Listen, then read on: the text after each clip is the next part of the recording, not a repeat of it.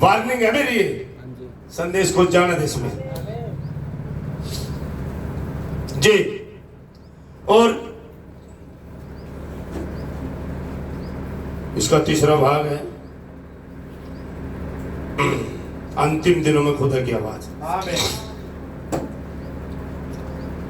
जी।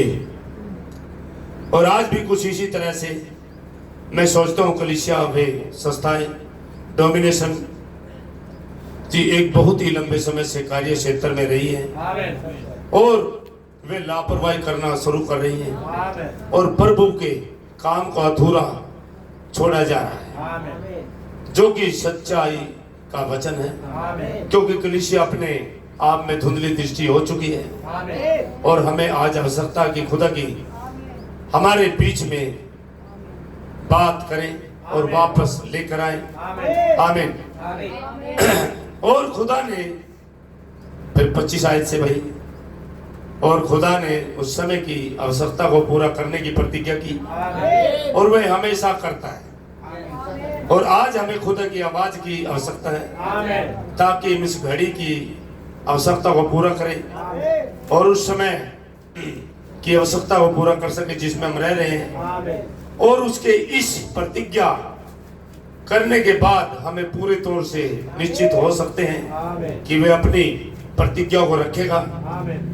यही भरोसा है जो विश्वास का उसने बनाने वाले के ऊपर कि उसने प्रतिज्ञा की कि आवश्यकता को पूरा करेगा। आमीन, हालेलुया। और आज एक कारण से कलीसिया ऐसी परिस्थिति में है जिसमें वह है, क्योंकि वह आज बहुत सारी आवाज है और बहुत सारी दूसरी आवाजें हैं, ताकि कलीसिया को खुदा की आवाज से हटाकर अपनी ओर आकर्षित करें। और जब तक कि यह बहुत ही संदेहजनक हो जाता है कि बहुतेरे खुदा की आवाज को सुने, जब तक कि खुदा की आवाज ने ठीक उसके मध्य में बातें की, हो सकता है वैसे समझे भी नहीं, क्योंकि उनके लिए एक अपरिचित बात होगी और अपने आप को आज की आवाज पर बहुत ज्यादा केंद्रित करते हैं। आमीन। भाई आज खुदा की आवाज आपको बुला रही है, आज खुदा आवाज दे रहा।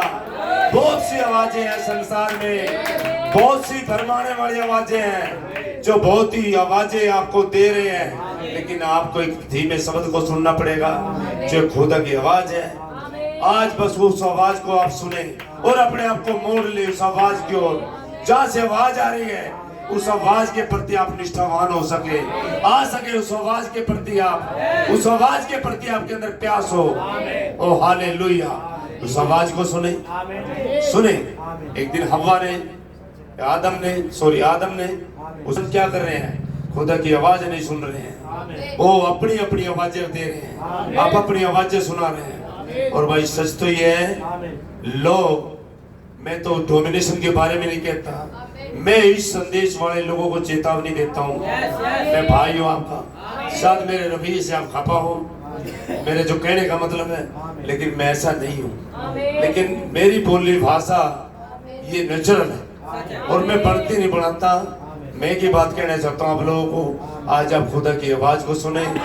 आप अपनी, हो सकता है चर्च की आवाज सुनते हो सकता है लीडर की आवाज सुनते हो सकता हो आप अपनी किसी पोस्ट की आवाज सुन रहे हो, पैसे की आवाज सुन रहे हो, आप किसी ऊंची पदवी की आवाज सुन रहे हो, लेकिन सभी आवाजों को छोड़ देना होगा और खुदा की आवाज पहचाननी होगी। खुदा की आवाज वहाँ आश्चर्य कर्म है, फिर वहां से आवाज आती है और खुदा का आप है।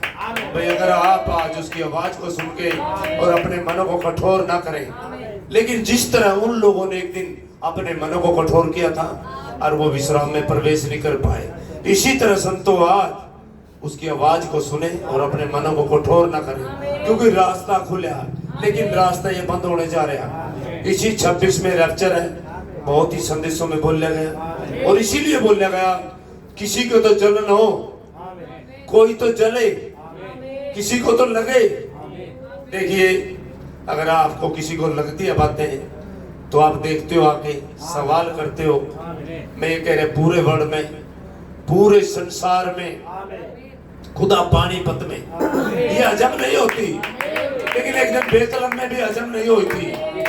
वो लोग सवाल उठा रहे थे, तो उसे तो रामोत में होना चाहिए था, उसे तो यरूशलेम में होना था। जो भी है, मतलब आप अपने दिमाग लगा रहे थे, अपनी अकलें लगा रहे थे, लेकिन आज खुदा पानीपत में।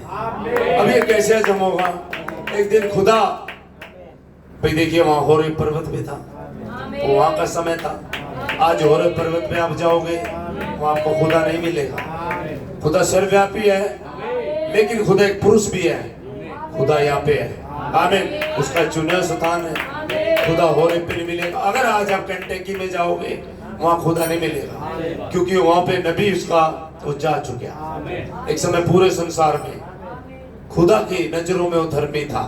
बाय विलियम मैरियम ब्रनम, समझ रहे हो? एक समय नूहा धर्मी था, भाई एक समय पे एक ही आदमी हो सकता, और अब नबी जा चुके, नबी नहीं आके, तो खुदा किसी पुरुष के अंदर देहधारी है, और आपने ढूंढने की जरूरत नहीं है। और वचन जहाँ पे सवारी कर रहा, आप पानीपत में आ जाए। सीधी सी बातें है, पानीपत में आ जाए। पानीपत में वो खुद अपने कार्यों कर रहे हैं, आमीन। ये तो सच मानना पड़ेगा, क्योंकि आप आवाज किसकी सुनते हैं ये आपके ऊपर डिपेंड करता है। ये बहुत सी आवाजें हैं संसार में, आप किस आवाज को सुन रहे हैं, किस गड़गड़ाहट को सुन रहे हैं?